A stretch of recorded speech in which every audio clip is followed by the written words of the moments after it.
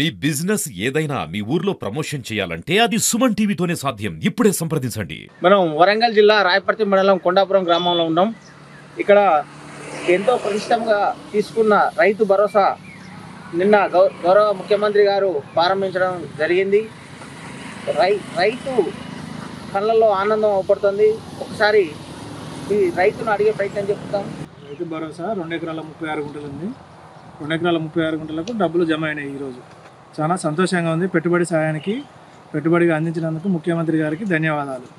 ఇప్పుడు నీకు వచ్చిన పైసలతోని ఏమేమి కొందాం అనుకుంటారు? వ్యవసాయానికి పెట్టుబడి, మందు బస్తాలకు, ట్రాక్టర్లు కిరాయిలు, నాటుగుళ్లకు అన్నిటికీ ఉపయోగించుకోవాలని. చెప్పండి, మీకు రైతు బంధు పడ్డది ఏ విధంగా అనిపిస్తాను? మంచిగానే ఉంది, బాగానే. ఇప్పుడు పెట్టుబడి సీజన్లో గింజలకు, పత్తి గింజలకు, వాటికి వీటికి మంచిగానే బస్తాలకు కానీ ఎవరి బస్తాలకు కానీ వాటికి మంచిగా సాయం ఉంది. మీకు ఎంత భూమి ఉన్నది? మా దగ్గర ఉంది. పడ్డాయా పైసలు? పడ్డాయి. ఎంత పడ్డాయి? మట్లా 7,500. నీ పేరు మీద లేదా? అది నెంబర్ మా బాగుంది పేరు మీద అకౌంట్ నెంబర్. ఏ విధంగా అనిపిస్తాను? ఇప్పుడు పెట్టుబడి కూలీలకు, మందు బత్తలకు, పై మందులకు కొంచెం మాకు పెట్టుబడి అందించింది కదా, మాకు సంతోషం అనిపిస్తుంది. వరంగల్ జిల్లా పరదగిరి మండలం అన్నారం షరీఫ్ గ్రామంలో ఉన్నాం. గౌరవ ముఖ్యమంత్రి గారు రైతు భరోసా పథకం నిన్న ప్రతిష్టాత్మకంగా ప్రారంభించారు. రైతు ఖాతాల్లో నిన్న నుంచి ఈ రోజు వరకు కూడా పడుతుంటే రైతు కళ్ళల్లో ఆనందం కనపడుతుంది. ఒకసారి మనం అన్నారం షరీఫ్లో ఉన్నాం. మనం వారి రైతుతో మాట్లాడే ప్రయత్నం చెప్పండి రాజు, మీకు ఎంత భూమి ఉన్నది? మాకు 3 ఎకరాలు ఉన్నది నా పేరు మీద. మంచిగానే టైంకి అందించిండు సారు. టైంకు పెట్టుబడికి అందుతాయి పైసలు. ముఖ్యమంత్రికి ధన్యవాదాలు. చెప్పండి, మీకు రైతు బంధు పడ్డదా? పడ్డది. ఎన్ని ఎకరాలు ఉన్నది మీకు? 3 ఎకరాలు.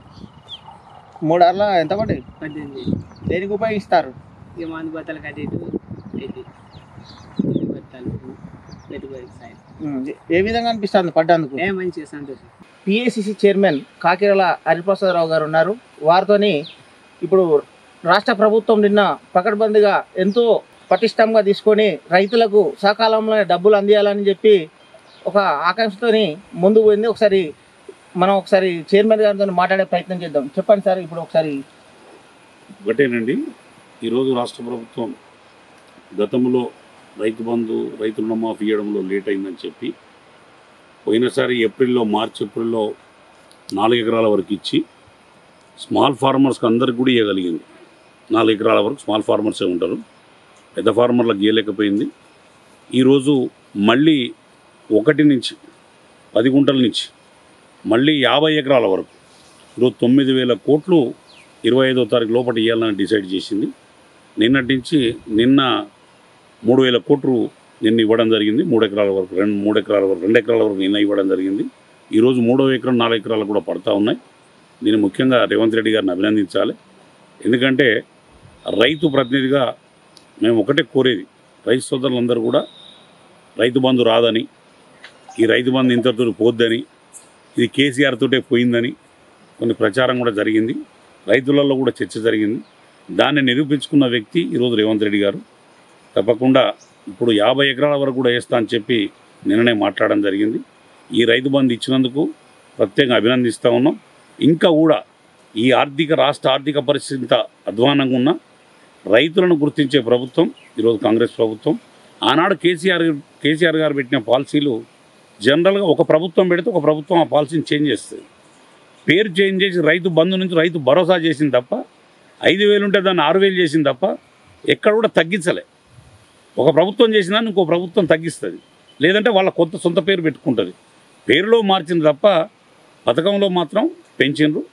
ఇంకా కూడా రైతు బోనస్ కూడా త్వరలో ఇవ్వబోతా ఉన్నది రైతులకు.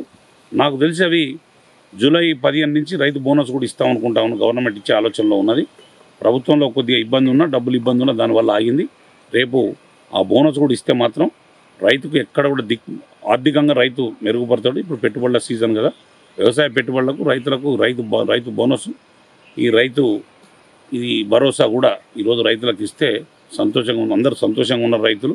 నిన్న మధ్యాహ్నం నుంచి అందరి ఫోన్లు టింగ్ మోగుతూ ఉంటే సంబరపడతా ఉన్నారు రైతులు. అయ్యో వ్యవసాయం పెట్టుబడికి పైసలు వచ్చినాయి, ఇప్పుడు పత్తి సంచులు కొనుక్కోవడం, మందు బస్తాలు కొనుక్కోవడం, ఇవన్నీ ఆపదకు పెట్టుబడికి టైంకి ఇవ్వగలిగిండ్రు. కేసీఆర్ గారు కూడా ఇచ్చింది, కానీ ఓసారి లేట్ అయినా ఓసారి అయినా ఆయన కూడా ఇవ్వగలిగిండు. దాన్ని బంద్ చేయకుండా ఇచ్చింది రేవంత్ రెడ్డి. దాన్ని గొప్పగా అభినందించాలి రేవంత్ రెడ్డి గారిని. ఒక ప్రభుత్వం పెట్టిన స్కీమ్ను ఇంకో ప్రభుత్వం తీసేయకుండా అదే పథకాన్ని నడిపించుకుంటూ కంటిన్యూ చేసుకుంటూ ఇచ్చి ఈరోజు రేవంత్ రెడ్డి గారు ఒక రైతు బిడ్డగా, రైతు ప్రతినిధిగా ఈరోజు రైతులో నిలబడడం చెప్పి తప్పదు, అభినందిస్తూ ఉన్నాం. నేను ఒక రైతు ప్రతినిధిగా, పిఎస్సి చైర్మన్గా నేను, ఎందుకంటే రోజు ప్రజల్లో రైతులతో మమైకమై ఉంటా కాబట్టి రైతుల్లో చర్చ చూశాను. ఈరోజు ఆఫీస్కి పోయాను, పోతే సొసైటీలో వచ్చిన రైతులందరూ కూడా ఈరోజు అకౌంట్లలో డ్రా చేసుకుంటూ ఉంటే చూసి ప్రతి రైతు కూడా ఆనందం అనిపించింది రైతు కళ్ళల్లో. రాబోయే రోజుల్లో కూడా రైతుని ఇంకా ఎంత రైతుకు చేసినా తక్కువేనండి. రైతు అనేవాడు ఈరోజు ఒక వెన్నెముక ప్రభుత్వానికి. ఎవడు కూడా ఎన్ని ఇండస్ట్రీలు వచ్చి కోట్ల రూపాయల సబ్సిడీలు ఇస్తారు ఇండస్ట్రీస్కు. ఒక రైతుకు ఒక ఎకరాన 15 కాదు 20,000 ఇచ్చినా 50,000 ఇచ్చినా నాకు తెలిసి ఇంకో 10 ఏళ్ళు పోయినాక రైతుకు అసలు ఒక ఎకరం పొలం నాటు పెడితే 50,000 ఇచ్చే పరిస్థితి ప్రభుత్వాలు వస్తాయి. తిండి గింజలు కరువయ్యే పరిస్థితి వస్తుంది రైతులు వ్యవసాయం చేయకపోతే. రైతులకు కనుక ఎంత ఆదుకున్నా తక్కువే అని చెప్పి కోరుతా ఉన్నాం. ముఖ్యంగా రాబోయే రోజుల్లో రైతులకు కూడా కేంద్ర ప్రభుత్వం కాటన్ మీద, పత్తి మీద కూడా ఈరోజు మద్దతు ఇస్తూ ఉన్నారు. దానికి కూడా బోనస్ ఇచ్చి పత్తి రైతులను కూడా ఎంకరేజ్ చేయాలి. ఎందుకంటే పత్తి రైతుల్లో పెట్టుబడి ఎక్కువైతే ఉన్నది, రోజు నష్టపోతూ ఉన్నారు.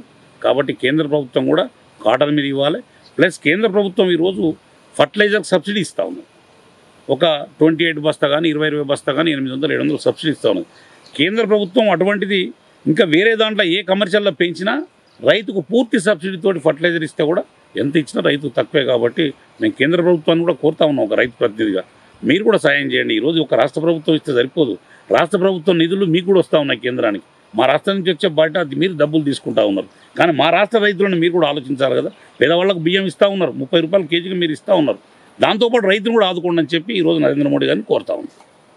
ఇప్పుడు ప్రతిపక్షాలు ఏమంటారంటే ఇది రైతు భరోసా కాదు, ఎలక్షన్ స్టంట్ అని అంటారు. దానికి మీరేం? నేను ఒకటే చెప్తానండి, మీరు చేస్తే సంసారం, మేము చేస్తే వ్యభిచారం అనేది కరెక్ట్ కాదు. 2018 ఎలక్షన్లో మీరు ఎలక్షన్ల ముందు నోటిఫికేషన్ ఇచ్చే ముందు 1000 కోట్లు రిలీజ్ చేసింది. ఎలక్షన్లు ఓట్లు వేస్తూ ఉంటే టింగ్ టింగ్ టింగ్ టింగ్ అని ఫోన్లలో మోగింది. మరి మోగినాడు అన్నాడు ఓట్ల కోసమే ఇచ్చిండ్రా మీరు ఆ రోజు ఓట్ల కోసం ఇస్తే వీళ్ళు ఓట్ల కోసం ఇచ్చినట్టే. మీరు ఏం చేసినా ఓట్ల కోసమే చేసిండ్రా. ఇది పెట్టింది కూడా మీరు ఓట్ల కోసమే పెట్టిండ్రా. ఇది తప్పు. ఇంకోసారి ఆ మాట వాపసు తీసుకోవాలని నేను కేటీఆర్ గారిని, హరీష్ రావు గారిని కూడా కోరుతా ఉన్నా. మీరు ఇచ్చిన దాన్ని అమలు చేస్తూ ఉన్నా. ఓ రోజు వెనక ఉన్నది, మీరు చేసిన 7 లక్షల కోట్ల అప్పు కదా. ఈనాడు ఆర్థిక పరిస్థితి ఏంది? జీతాలు 1st తారీఖు నాడు ఇవ్వలేకపోయినా, మీరు 15వ తారీఖు నాడు జీతం ఇచ్చారు. ఈరోజు రేవంత్ రెడ్డి వచ్చినాక 1st తారీఖు జీతం ఇస్తూ ఉన్నాడు ఉద్యోగస్తులు. కాకపోతే డిఎల్ ఇవ్వకపోవచ్చు, ఆర్థిక పరిస్థితిని దృష్టిలో పెట్టుకొని కొన్ని వాళ్ళకి కావాల్సినటువంటి రావాల్సినటువంటి డిఎల్కి ఇవ్వలేకపోవచ్చు. కానీ జీతం అయితే టైంకి 1st తారీఖు నాడు ఇస్తూ ఉన్నారు కదా. మీరు చేపట్టి ఉద్యోగస్తుల సివిల్ పోయింది. 15వ తారీఖు వరకు మీరు జీతాలు ఇవ్వకపోతే వాళ్ళ చెక్కులు ఫెయిల్ అయ్యి సివిల్ పోయింది. ఈ రోజు నాడు 1st తారీఖు నాడు జీతాలు ఇస్తూ ఉన్నారు, సంతోషపడతా ఉన్నారు. మీకు ఇంకా కూడా నేను చెప్తా ఉన్నాను, టీఆర్ఎస్ నాయకులు మీరు అడగడంలో ప్రతిపక్షంలో తప్పు లేదు. అడగండి, బోనస్ ఇవ్వమని అడగండి, రైతుకు పంట నష్టం జరిగితే ఇవ్వమని అడగండి, తప్పులేదు. అడిగేదంటే ప్రతిపక్ష పాత్ర మీద చేయాలి. కానీ ఇచ్చిన వాటిని ఎలక్షన్ల కోసం ఇచ్చినట్టు, అయ్యా ముందుకు ఏమి ఇవ్వలేదంటే ఇస్తే ఎలక్షన్ల కోసం ఇచ్చినట్టు. ఎలక్షన్ నోటిఫికేషన్ వచ్చిందా? రాలేదే. ఎలక్షన్ నోటిఫికేషన్ ఇచ్చినాక ఇస్తే నువ్వు ఓట్ల కోసం ఇచ్చినామని చెప్పాలి. ఎలక్షన్ ఇప్పుడు జనవరి నుంచి లోకల్ బాడీ ఎలక్షన్లనే చెప్పారు. మరి ఈ పైసలు ఇచ్చినాకనే ఎలక్షన్ పెడతారని ఎట్లా అనుకుంటాం? ఇది ఇవ్వాల్సిన సీజన్ కదా, ఈ పంట సీజన్కి ఇవ్వాలి. గతంలో ఇవ్వలేకపోయినాం. రైతు రుణమాఫీ చేయబట్టి 18-20 వేల కోట్ల రూపాయలు రుణమాఫీ ఇచ్చింది లాస్ట్ ఇయర్ నవంబర్లో. ఇచ్చిన తర్వాత లాస్ట్ ఇయర్ యాసంగిలో మార్చి వరకు ఇవ్వలేకపోయినరు. దాన్ని ఏప్రిల్ వరకు ఇచ్చిండ్రు, 4 ఎకరాల వరకు ఇచ్చిండ్రు. మళ్ళీ ఇప్పుడు రైతుకు సీజన్ పెట్టుబడి టైం కాబట్టి ఇస్తూ ఉన్నారు. ఇస్తేనేమో ఎలక్షన్ల కోసం ఇచ్చినట్టు, ఇవ్వకపోతేనేమో ఇవ్వలేదంటారు. ఇది కరెక్ట్ కాదు కదా. ప్రతిపక్ష పాత్ర మీరు పోషించాలి. ఎందుకంటే ఎంత ఇచ్చినా తక్కువే కాబట్టి మీరు పోషించండి. రైతుకు ఫ్రీగా ఫర్టిలైజర్ ఇవ్వమని అడగండి, రైతుకి ఇంకేం కావాలని అడగండి. రైతు తరఫున మీరు కొట్లాడాలి, ప్రతిపక్ష పాత్ర పోషించాలి. కేసీఆర్ గారు అసెంబ్లీకి రావాలి, రైతుల గురించి కొట్లాడాలి. ఇంకా కొట్లాడితే లాభం జరుగుతుంది, రైతు గురించి ఆలోచిస్తారు. మీరు ఆలోచించక ముందుకే వాళ్ళు ఇచ్చిండ్రు కదా, దాన్ని మీరు రాజకీయంగా చేస్తే కరెక్ట్ కాదని చెప్పి నా అభిప్రాయం. ఇదండి ఇప్పుడు మన రైతులలో రైతు భరోసా పథకంలో డబ్బులు నిన్న నుంచి అకౌంట్లో పడుతుంటే సంతోషంగా వ్యక్తం చేస్తున్నారు. కెమెరామెన్ సంతోష్తో రమేష్.